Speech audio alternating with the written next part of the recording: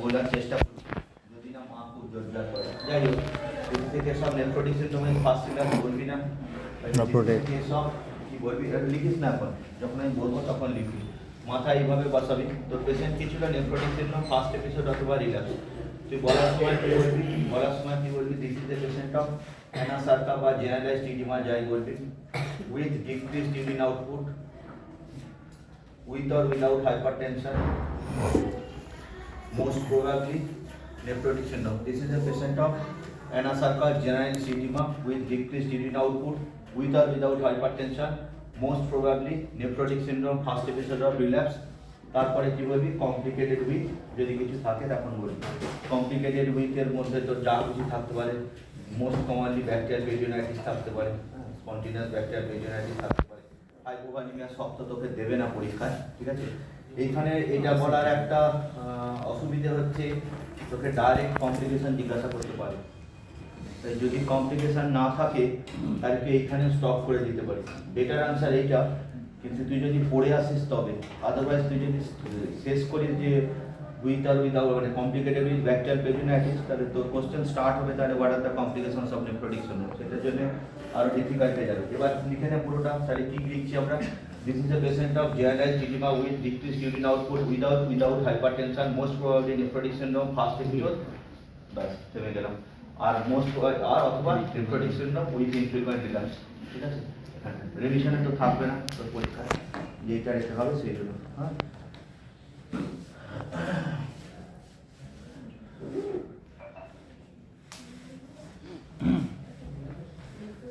এরপর ডায়াগনোসিসের প্যাটার্ন আমাদের তিনটেতে লেখা হয়েছে, ভিএসটি, টেট্রালজিয়া, ফ্যালাসিস আর নেফ্রোটিক সিনড্রোম, তাই তো? আর পরের দিন থ্যালাসিস, তাহলে ঠিক আছে। আর কিছু ডাইরেক্ট চলে যাচ্ছি, তুই হিস্ট্রিতে কি নিবি? হিস্ট্রিতে কি নিবি বাবু? তাড়াতাড়ি হিস্ট্রিতে কি নিবি? হিস্ট্রিতে তো সবাই যেগুলো নেয় সেগুলো তো সবাই নেব। প্রথমে একটা ইডিমার কথা বলবো। ইডিমার প্রথম ফিচারে আমরা বলবো যে স্টার্ট করেছিল, বেশি জিজ্ঞাসা করবি না পেশেন্টকে। হ্যাঁ, যদি জানিস নেফ্রোটিক সিনড্রোম পরীক্ষা পড়েছে, সোজাসুজি একদম স্টার্টেড উইথ ফেস বলে চলে যাবে। মা কোথায় শুরু হয়েছিল কিছু জিজ্ঞেস করবি না, তাহলে সারাদিন সময় লাগবে, কিছু জিজ্ঞেস করতে হবে না, ঠিক আছে? তাহলে শুধু একদম প্রথমেই বলবি দিস ইজ পেশেন্ট এতদিন আগে ভালো ছিল, was doing well till 15 days back বা 7 days back, now the mother complaining of puffiness of I, এখানে বলবি। তারপরে গ্র্যাজুয়ালি প্রোগ্রেসিভ ইন নেচার, তারপরে পেট ফুলেছে, পা ফুলেছে, এইসব না। অ্যাসোসিয়েটেড উইথ ডিক্রিজড ইউরিনেশন, এটা বলে তুই ইউরিন আউটপুট কম ছিল। ইউরিন যখন বলবি তখন সেটাকে ওতেই বলতে হবে উইথ মানে ওর কালার কি ছিল, হ্যাঁ, রেডিশ ডিসকালারেশন ছিল কিনা, আর বার্নিং সেন্সেশন ডিউরিং মিউচুলেশন ছিল কিনা। দুটো নেগেটিভ হিস্ট্রি বলে দেবো। নো বার্নিং সেন্সেশন মানে আমার ইউটিআই রুলড আউট, আর রেডিশ ডিসকালারেশনে বলছি এজিএন রুলড আউট করার জন্য, ঠিক আছে?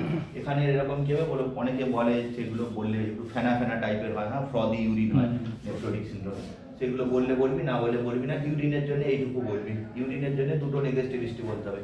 আচ্ছা, ইডিমার জন্য কোথায় স্টার্ট হয়েছে যেমন বলতে হবে, আর কিছু বলতে হবে। ইডিমার জন্য রেসপিরেটরি ডিস্ট্রেস আছে কিনা বলতে হবে।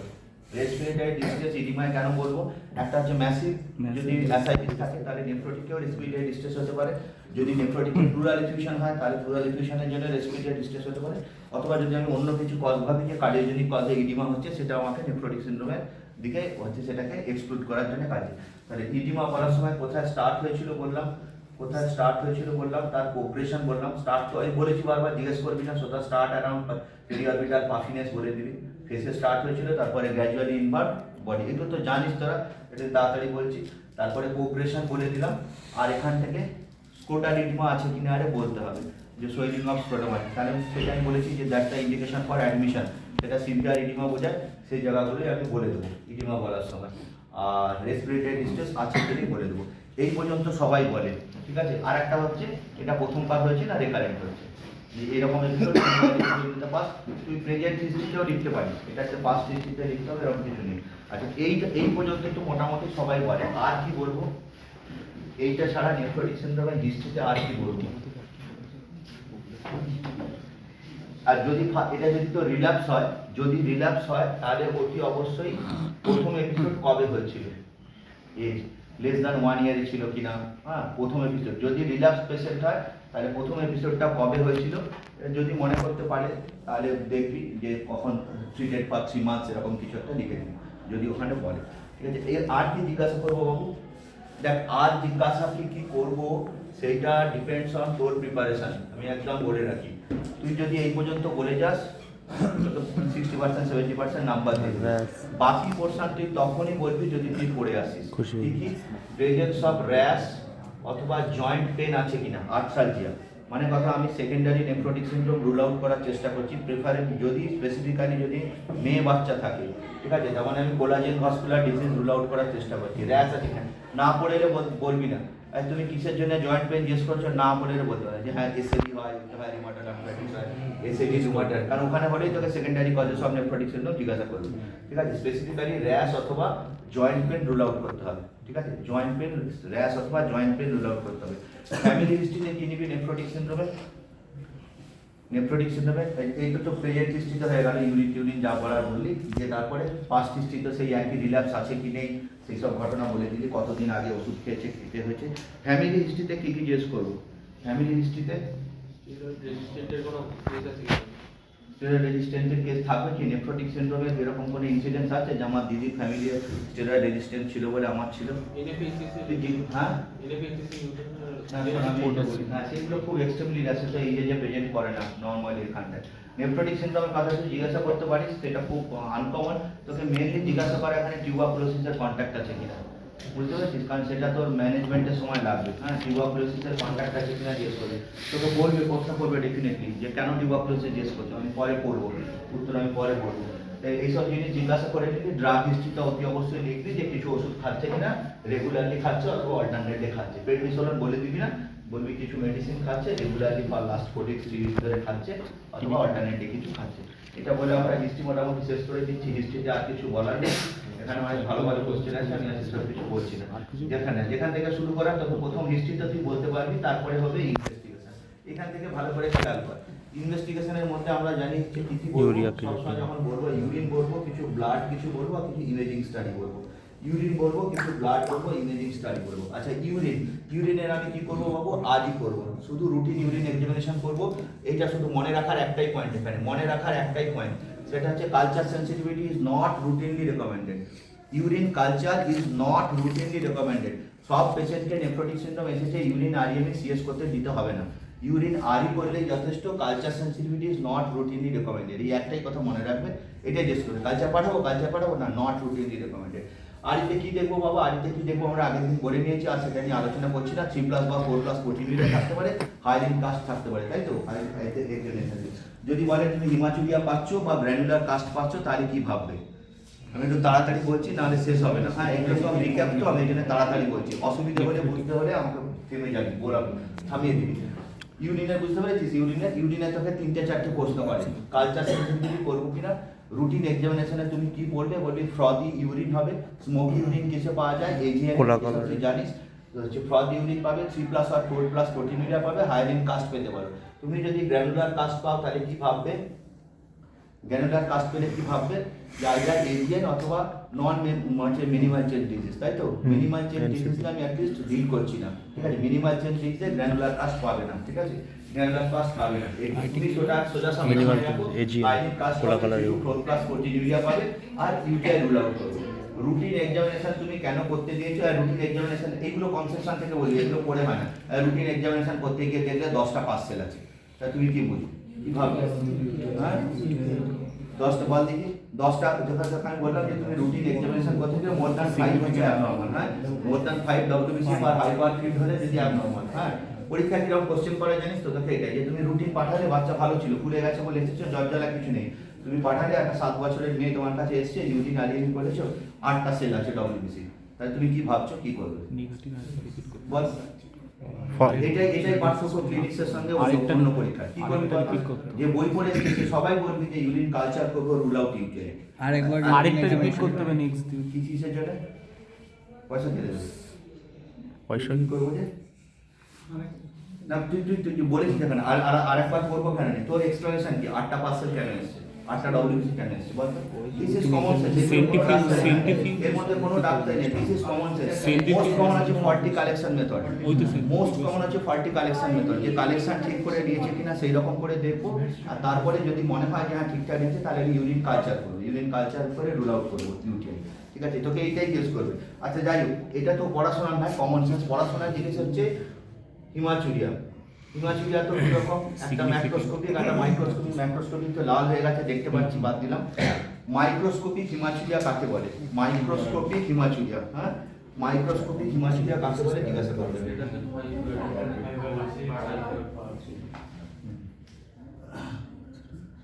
মাইক্রোস্কোপিক হিমাচুরিয়া পরে বলবো, যখন ডেফিনেশন বলবো তখন বলবো মাইক্রোস্কোপিক হিমাচুরিয়া। ঠিক আছে, মোর দ্যান 5 আরবিসি মনে রাখ। হ্যাঁ, মোর দ্যান 5 আরবিসি মনে রাখতে হবে। 3 কনজিকিউটিভ পেতে হবে, 3 বার হতে হবে পারসিস্টেন্ট মাইক্রোস্কোপিক হিমাচুরিয়া। হ্যাঁ, বলবো পরে যখন কিউটির ইন্ডিকেশন বলবো, স্টার মেরে দিয়ে ছুলে দে, তারপরে বলবো।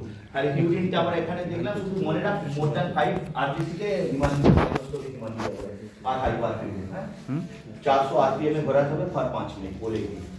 তাহলে more than 5 RBC, more than 5 RBC per high power field, 3টে কনজিকিউটিভ স্যাম্পেল আমি পাবো।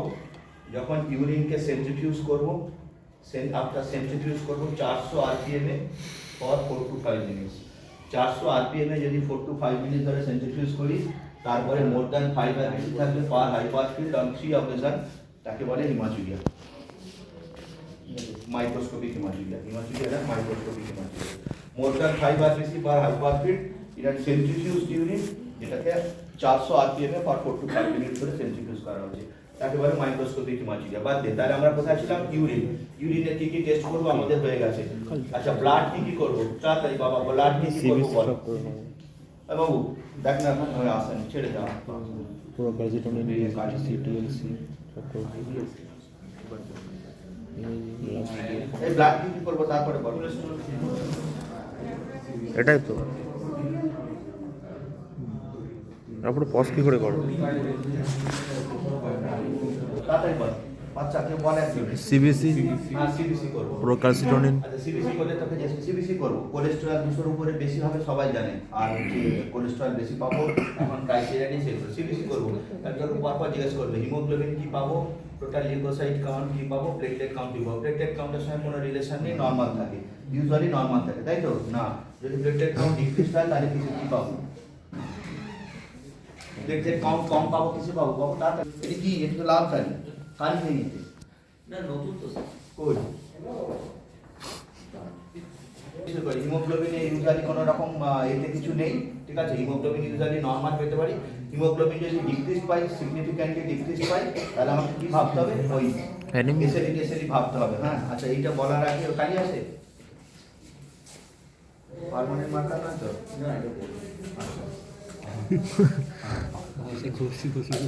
এইটা এইটা বলার আগে আমি একটা জায়গা স্কিপ করে গেছিলাম, একটুখানি মনে রাখ, একটুখানি মনে রাখ। নেফ্রোটিক সিনড্রোম বেসিক্যালি আমরা ভাগ করি নেফ্রোটিক সিনড্রোম, একটা হচ্ছে ইডিওপ্যাথিক আর একটা হচ্ছে সেকেন্ডারি নেফ্রোটিক। সরি, এটা হচ্ছে কনজেনিটাল নেফ্রোটিক সিনড্রোম, ইডিওপ্যাথিক আর সেকেন্ডারি। কনজেনিটাল নেফ্রোটিক সিনড্রোম কাকে বলে? যদি লেস দ্যান 3 মান্থের নিচে থাকে, ঠিক আছে? লেস দ্যান 3 মান্থের নিচে, এইটা মনে রাখ। তাহলে বাকি কোশ্চেন আনসার গুলো একটুখানি ফাঁকা রেখে মনে রাখ।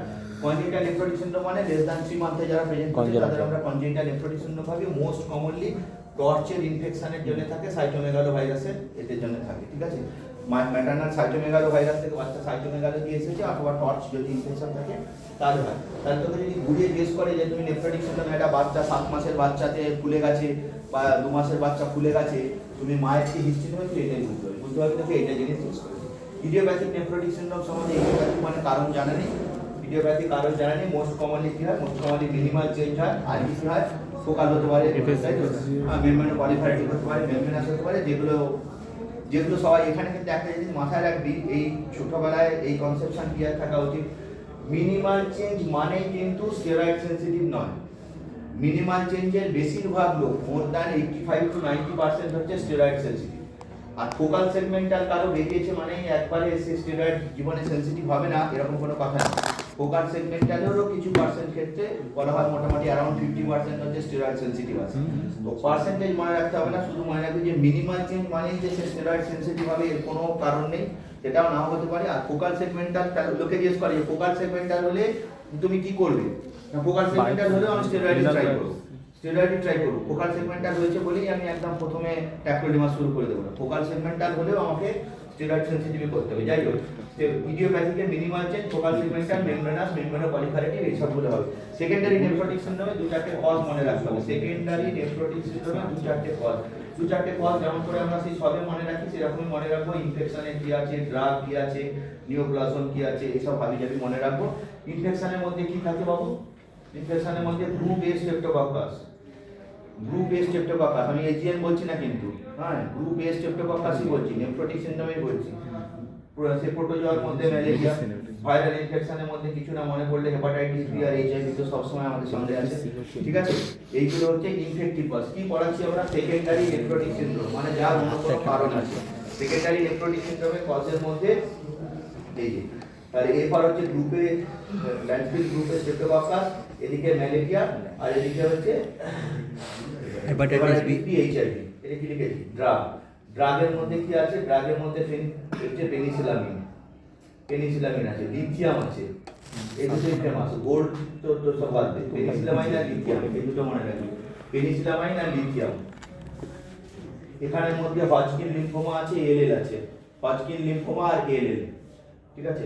এই হচ্ছে ম্যালিগন্যান্সির জন্য। আদার্সের মধ্যে আমাদের যেটা লাগবে সেটা হচ্ছে, মানে আদার্স নয়, কোলাজেন ভাস্কুলার ডিজিজ, এসএ লিখতে হবে, রিউমাটয়েড আর্থ্রাইটিস হবে। হিমাটোলজিক্যাল কজের মধ্যে তো এইচএসপি মানে লেখা আছে, আর লিখতে হবে। তাহলে সেকেন্ডারি নেফ্রোটিক সিনড্রোমের কজ আমি আরেকবার বলছি, সেকেন্ডারি নেফ্রোটিক সিনড্রোমের কজ হচ্ছে group A streptococcus, malaria, hepatitis B, HIV. ড্রাগের মধ্যে পেনিসিলামাইন, লিথিয়াম, এটা কি লিখেছি? নিওপ্লাজম, নিওপ্লাস্টিকের মধ্যে হচ্ছে হজকিন, নিওপ্লাস্টিকের মধ্যে হজকিন লিম্ফোমা, এলএল, ঠিক আছে। কোনটাই করতে পারছি না। আদার্সের মধ্যে এসএবি, রিউমাটয়েড আর্থ্রাইটিস, আর এইচএসপি এর মধ্যে হচ্ছে হেনাসকোলিন পারভিউরাম, ঠিক আছে। হেনাসকোলিন পারভিউরাম এইটা একটুখানি ছোটখানি ইটিওলজি মনে রাখি। এইগুলো মনে রাখার এইটা একটাই কারণে, সেটা হচ্ছে তোকে যদি ওই যে বলে দেখ, এইটা তুই যদি মনে রাখিস তোকে এবার ঘুরিয়ে চেষ্টা কর। তুই যে র্যাশ জিজ্ঞাসা করেছিলে তখন আমি বলছিলাম তাহলে এসএলিতে হবে, হেনাসকোলিন পারভিউরাম হবে, রিউমাটয়েড আর্থ্রাইটিসে হবে। তাহলে তোমাকে যে বলে তুমি কেন র্যাশ জিজ্ঞাসা করছিলে তুই ওখান থেকে বলে দিলে, কেন জয়েন্ট পেইন জিজ্ঞাসা করছিলে তুই একদম, রিউমাটয়েড আর্থ্রাইটিস ওখানে লেখা আছে, এসএলি ওখানে লেখা আছে, হেনাসকোলিন পারভিউরাম তো জয়েন্ট পেইন আসবে, সেগুলো তুই ঘুরিয়ে ঘুরিয়ে বলতে পারবি, ঠিক আছে, যে কেন র্যাশ তুমি জিজ্ঞাসা করছিলে। যাই হোক, এটা হয়ে গেল। তাহলে তারপরে আমরা ছিলাম ব্লাড। তাহলে ব্লাডে আমরা প্রথমে সিবিসি করেছিলাম, হিমোগ্লোবিন। হিমোগ্লোবিন এক্সপেক্টেড নরমাল থাকবে, কিন্তু যদি আমি বাইসাইটোপিনিয়ার আর ফিচার পাই, দুটো লাইন বা তিনটে লাইন কম আছে, তাহলে আমাকে সঙ্গে সঙ্গে secondary causes of nephrotic syndrome rule out করতে হবে। তোমার কাছে এইটাই শুনতে চাই। ইউজুয়ালি হিমোগ্লোবিনে আমি কিছু এক্সপেক্ট করছি না, যদি গ্রসলি কম থাকে associated with features of bicytopenia, pancytopenia, then secondary causes of nephrotic syndrome should be ruled out. বলেই তোমাকে বলবে name 2 or 3 causes of secondary nephrotic syndrome, ঠিক আছে, তুমি বলে দেবে। নেক্সট হচ্ছে হিমোগ্লোবিনের পর total leucocyte count. Total leucocyte count কি করবে? টোটাল লিউকোসাইট ইউজুয়ালি কিছু করার নেই, নরমাল থাকবে, কিন্তু আবার প্যানসাইটোপিনিয়া থাকলে সেকেন্ডারি কজেস, আর যদি রেস্ট থাকে তাহলে অ্যাসোসিয়েটেড সেকেন্ডারি ইনফেকশন হয়েছে কিনা দেখতে হবে। নেফ্রোটিক সিনড্রোমে ইনফেকশন হওয়ার চান্স বেশি থাকে, সেই জন্য টোটাল লিউকোসাইট কাউন্ট বেশি আছে কিনা সেটা দেখবো, ঠিক আছে। ইএসআর কি আছে? টিবি আছে কিনা দেখতে হবে, কারণ লং টার্ম স্টেরয়েড দেবো। ইএসআর রেস্ট আছে কিনা। আবার বলেছি সেকেন্ডারি কজ যে রিউমাটয়েড আর্থ্রাইটিসের আছে, ওখানে কোলাজেন ভাস্কুলারে ইএসআর অনেক বেশি হয়, ঠিক আছে। ESR platelet count usually normal থাকে, আবার সেই একই কজ প্লেটলেট কাউন্ট কম থাকে সেকেন্ডারি নেফ্রোটিক মেনলি এসএলই নিয়ে, ঠিক আছে। তাহলে সবগুলো কম থাকার কারণে এসএলই মনে থাকবে। টোটাল লিউকোসাইট বেশি হওয়ার কারণে হচ্ছে ইনফেকশন, আর কম হওয়ার তো একই। ইএসআর হচ্ছে টিউবারকুলোসিস আর রিউমাটয়েড আর্থ্রাইটিস, ঠিক আছে। এইটা হচ্ছে ইন্টারপ্রিটেশন অফ সিবিসি। সিবিসির ইন্টারপ্রিটেশন ইন নেফ্রোটিক সিনড্রোম। তারপরে কি হলো? কোলেস্টেরল। আর কি পাঠিয়েছিলি? কোলেস্টেরল পাঠিয়েছিলি। কোলেস্টেরল তো বলেছি 200 এর উপরে থাকবে ইউজুয়ালি, যদি এটা এখন ডায়াগনস্টিক ক্রাইটেরিয়ার মধ্যে নেই, ঠিক আছে। 200 এর উপরে থাকবে, বাকিগুলো নেই। তুমি কি রুটিনলি ট্রাইগ্লিসাইরাইডে পাঠাবেন? না, রুটিনলি পাঠানো হয় না, ঠিক আছে, রুটিনলি পাঠানো হয় না। কখন পাঠাবে? তো কখন পাঠাবে পরে বলবো। যখন ফ্রিকোয়েন্ট রিল্যাপস হচ্ছে সেই সব ক্ষেত্রে স্টেরয়েড রেজিস্ট্যান্ট সাসপেক্ট করছি, তখন ট্রাইগ্লিসাইরাইডে পাঠানো হয়। এর কখন কি বৃত্তান্ত পরে বলছি। তারপরে কি হলো? টোটাল প্রোটিন অ্যালবুমিন পাঠিয়ে দিবি। অ্যালবুমিন তো কম হবে, আগের দিন বলে দিয়েছি। কত নিচে বলেছি বাবু?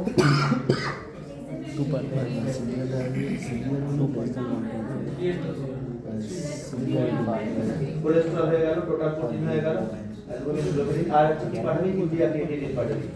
ইউরিয়া ক্রিয়েটিনিন ইউজুয়ালি কি হবে? নরমাল। ইউরিয়া ক্রিয়েটিনিন কি হবে? ইউজুয়ালি নরমাল থাকবে। নেফ্রোটিক সিনড্রোমে ইউরিয়া ক্রিয়েটিনিন খুব কিছু হওয়ার কথা না। হ্যাঁ, ইউরিয়া যদি বাড়ে তাহলে কি ভাববে, ক্রিয়েটিনিন যদি বাড়ে তাহলে কি ভাববে, আমার কথা কি আছে, ইউজুয়ালি নরমাল থাকবে। যদি তুমি বেশি পাও তাহলে কি পাবে, ক্রিয়েটিনিন যদি বেশি পাই তাহলে সিগনিফিক্যান্ট কিছু গ্লোমেরুলার ডিজিজ আছে, সিগনিফিক্যান্ট মানে এটা not dealing with a case of minimal change disease. আর যদি ইউরিয়া বেশি পাও, ইউরিয়া একই পাবে, ইউরিয়া বেশি পারলে কি বলেছে আগের দিন, হাইপোভলিমিয়া, যে হাইপোভলিমিয়া আছে কিনা সেটার একটা মার্কার। আগের দিন বলেছি না ইউরিয়া বাই ক্রিয়েটিনিন 100 উপরে আসছে কিনা সেটা দেখে নিতে হয়, ঠিক আছে। তো যাই হোক সেটার জন্য তাহলে ইউরিয়া কিসে বেশি পেলে ইউজুয়ালি কি পাবে, নরমাল। বেশি পেলে কি পাবে, ইউরিয়া হাইপোভলিমিয়া। ক্রিয়েটিনিন কি করছো, নরমাল। বেশি পেলে কি পাবে, নন মিনিমাল চেঞ্জ ডিজিজ, ঠিক আছে। এইটা হচ্ছে ইন্টারপ্রিটেশন অফ সিবিসি। সিবিসি এর সিবিসি হলো ব্লাডের মধ্যে আর কিছু করণীয় নেই। আচ্ছা, ইনিশিয়াল ফেজে তুমি C3C4 পাঠাবে না পাঠাবো না। C3C4 কখন পাঠাবে, যদি পারসিস্টেন্ট মাইক্রোস্কোপিক হিমাচুরিয়া থাকে, পারসিস্টেন্ট হাইপারটেনশন থাকে, associated with systemic features like rash আর যেতে থাকে। এই কোশ্চেনটা মনে রাখ, বাকিগুলো যদি ভুলে যাস এটা জিজ্ঞেস করবে। ইনিশিয়াল ফেজে তুমি C3C4 পাঠাবে না পাঠাবো না। কখন পাঠাবে, যদি অ্যাসোসিয়েটেড উইথ সিস্টেমিক ফিচার্স। কি associated with systemic features, rash অথবা জয়েন্ট পেন। যদি এইগুলো থাকে তাহলে আমি C3C4 পাঠাবো, ঠিক আছে। আর কিসে পাঠাবো, পারসিস্টেন্ট মাইক্রোস্কোপিক হিমাচুরিয়া থাকলে, পারসিস্টেন্ট হাইপারটেনশন থাকলে। সোজা কথায় বাংলায় যাতে বলতে চাইছে যে এটা মিনিমাল চেঞ্জ নয়, অন্য কিছু আছে, এসিডিক খুঁজে বার করো, বুঝতে পেরেছিস। C3C4 ইনিশিয়ালি পাঠাবে পাঠাবো না। কখন পাঠাবে, যদি অ্যাসোসিয়েটেড উইথ সিস্টেমিক ফিচার্স থাকে। কি সিস্টেমিক ফিচার্স, র্যাশ বা জয়েন্ট পেন। কেন পাঠাচ্ছ ওই বলে দিয়েছি, এসিডিক ওই সবগুলো থাকবে, রিউমাটয়েড আর্থ্রাইটিস বা এসিডিক। আর যদি পারসিস্টেন্ট মাইক্রোস্কোপিক হিমাচুরিয়া থাকে, রেনাল বায়োপসি করবে, রেনাল বায়োপসি করবো না, ঠিক আছে। রেনাল বায়োপসির ইন্ডিকেশন আমি পরে বলছি ইনিশিয়াল ফেজে। আচ্ছা, ইনিশিয়াল ফেজে আর কি করবে, আর দুটো মোটা মোটা জিনিস আছে। চেস্ট এক্সরে কি করব, ইউএসজি করব কিনা, আর রেনাল বায়োপসি সব করতে হবে। এগুলো হলে ইনভেস্টিগেশন করা হয়ে যাবে। চেস্ট এক্সরে করব কি করব না, চেস্ট এক্সরে করব কি করব না, চেস্ট এক্সরে করব, চেস্ট এক্সরে করব। চেস্ট এক্সরে কি পাবো, চেস্ট এক্সরে কেন করি, importance of chest x-ray nephrotic syndrome. তাড়াতাড়ি বলো, চেস্ট এক্সরে ইনফেকশন আছে কি পাবো, টিবি সাসপেকশন আছে কিনা, প্লুরাল ইনফেকশন আছে কিনা সেটা পেয়ে যাব। ইনফেক্টিভ চেঞ্জ আছে কিনা, নিউমোনিয়া হয়ে আছে কিনা, তাহলে সেটাকে আমাকে অ্যান্টিবায়োটিক দিয়ে ট্রিট করতে হবে, নাহলে আমি স্টেরয়েড দেবো। আর মোস্ট ইম্পর্টেন্ট কি, মোস্ট ইম্পর্টেন্ট হচ্ছে কক্স, তাই তো। পালমোনারি টিউবারকুলোসিসের কিছু ফিচার আছে কিনা, পালমোনারি টিউবারকুলোসিসের কিছু ফিচার আছে কিনা, এই জিনিসটা আমি দেখবো, ঠিক আছে। তাহলে তোমাকে পরের কোশ্চেন কি বলবে, তুমি কেন টিউবারকুলোসিস রুল আউট করতে চাও। টিউবারকুলোসিস কারণে আমি লং টার্ম স্টেরয়েড দেবো, আদারওয়াইজ এটা ফ্লেয়ার আপ করে দেবে। লং টার্ম টিউবারকুলোসিস রুল করার জন্য কি করবে, একটা ইনভেস্টিগেশন হলো nephrotic syndrome first episode patient এসেছে, তুমি টিউবারকুলোসিস রুল আউট করার জন্য কি করবে। তোমার কাছে অপশন হচ্ছে চেস্ট এক্সরে, অপশন হচ্ছে মান-টু টেস্ট, অপশন হচ্ছে স্পুটাম অথবা গ্যাস্ট্রিক লাভাজ ফর সিবিনাট। চেস্ট কোনটা তুমি করবে, চেস্ট এক্সরে বোঝা গেছে। একটা 5 বছরের বাচ্চা প্রথমবার ফুলে গেছে বলে নেফ্রোটিক সিনড্রোম নিয়ে এসেছো। আচ্ছা, প্রতিবার রিল্যাক্সের সময় কিন্তু আমি স্টেরয়েড আর টিবি রুল আউট করতে হয় না, সিম্পটম না থাকবে। তো এটা হচ্ছে কিছু নেই, তোমাকে বলছে না যে জ্বর হয়েছে, কাশি হচ্ছে, বাড়িতে টিবি রোগ আছে, কিছু বলছে না তোমাকে, এমনি এসেছে। এমনি তোমার কাছে ফার্স্ট এপিসোড নেফ্রোটিক সিনড্রোম ফুলে গেছে বলে এসেছে, তার বাড়িতে কোনো টিউবারকুলোসিসের পেশেন্ট নেই, আদারওয়াইজ তার কিছু নেই, টিবির মতো কিছু নেই। তুমি কি তাকেও টেস্ট করবে, হ্যাঁ করবো, কারণ লং টার্ম স্টেরয়েড দিচ্ছি বলে। কি করবে, কি করবে, না চেস্ট টেস্টও করবো না, মান-টু টেস্ট করবো, ঠিক আছে। মান-টু টেস্ট করবো। অ্যাকচুয়াল গাইডলাইন হচ্ছে যদি মান-টু পজিটিভ আসে তখন চেস্ট টেস্ট করবো, কিন্তু চেস্ট এইটা পরীক্ষায় বলবে না। তুমি পরীক্ষায় মান-টু টেস্ট আর চেস্ট টেস্টই বলে দেবে, বুঝতে পেরেছো। তোমাকে যদি খোঁচায় যে কি করবে, কারণ কি বলতো, এইগুলো না সব রিসেন্ট চেঞ্জ।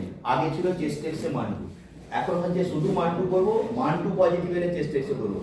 এবার সব সময় এত খুঁটিয়ে তোমার এক্সামিনারও পড়ে আসবে না যে নতুন গাইডলাইন রোজ দুবার চেঞ্জ হচ্ছে। এটা হচ্ছে মোদ্দা কথা, কি ট্রিটমেন্ট গাইডলাইন চেঞ্জ হচ্ছে সেইটা তোমার এক্সামিনার পড়ে আসবে। কিন্তু ওই কোথায় একটা কিডনি বায়োপসিতে 1 বছরের নিচে বয়সটা এবারে তুলে দিয়েছে, এর গাইডলাইন সবসময় পড়ে আসা সম্ভব না, ওই জন্য কেউ ওসব জানবে না, ওই জন্য আর্গু করবে না। মান-টু টেস্ট চেস্ট এক্সরে করবে, দুটোই করবে একসঙ্গে, তখন বলবে শুধু মান-টু করবে, তখন তুমি বুঝতে হবে তোমাকে, আর্গু করতে যাবে। তার কোনো একটা গাইডলাইনে হয়তো দুটোই লেখা আছে, ও সবাই তো এগুলো না, ও হচ্ছে 1000টা গাইডলাইন দেবে। যাই হোক, তুমি মান-টু করবে। এবার কোশ্চেন এখানে ইম্পর্টেন্ট কোশ্চেন যেটা জিজ্ঞেস করবে যে মান-টু পজিটিভ এলো, তুমি তারপরে চেস্ট এক্সরে করলে ইনফেক্টেড মতো মনে হলো তোমার, তারপরে তুমি সিবিনাট পাঠালে সিবিনাট পজিটিভ, তাহলে তো সোজা বাংলায় ডটসে পাঠিয়ে দেবো টিবির ওষুধ খাবে। এবার তোমাকে বললো যে না, মান-টু করলে পজিটিভ, চেস্ট এক্সরেতে কিছু নেই, বাড়িতে টিবির রোগ নেই, সিবি ন্যাট করলে নেগেটিভ। এটা মোস্ট কমনলি জিজ্ঞাসা করা হয় লোককে যে অ্যাসিম্পটোম্যাটিক মান্টু পজিটিভ, এর বাংলা হচ্ছে নেফ্রোটিক সিনড্রোমের পেশেন্ট এসেছিল, সে কোনো কমপ্লেন করেনি, রুটিন এক্সামিনেশন হিসেবে আমি মান্টু করেছিলাম, মান্টু পজিটিভ এসেছে। মান্টু পজিটিভ মানে তোমরা জানো 10 মিলিমিটার অর মোর, তাকে বলে মান্টু পজিটিভ। 10 অর মোর, হ্যাঁ, মোর দ্যান 10 না, ইট ইজ 10 অর মোর, 10 হলেও পজিটিভ। তাহলে মোর হচ্ছে মান্টু পজিটিভ হলো কিন্তু পেশেন্টের সিবি ন্যাট নেগেটিভ, তাহলে তুমি কি করবে? অ্যান্সার হচ্ছে আইএনএইচ দেবো ফর 6 মান্থ। ঠিক আছে, 6 মান্থ আইএনএইচ দেবো। এই কোশ্চেনটা তোমাকে জিজ্ঞাসা করবে, what is the treatment in asymptomatic Mantoux positive in nephrotic syndrome patient? Nephrotic syndrome পেশেন্টের মান্টু পজিটিভ এসেছে কিন্তু পেশেন্ট আদারওয়াইজ অ্যাসিম্পটোম্যাটিক বা অ্যাক্টিভ টিউবারকুলোসিস রুলড আউট, যেটা তুমি করেছো সিবি ন্যাট পাঠিয়ে দেখবে। ঠিক আছে, নর্মাল পেশেন্টের যদি আমার মান্টু এরকম সিনারি আছে তখন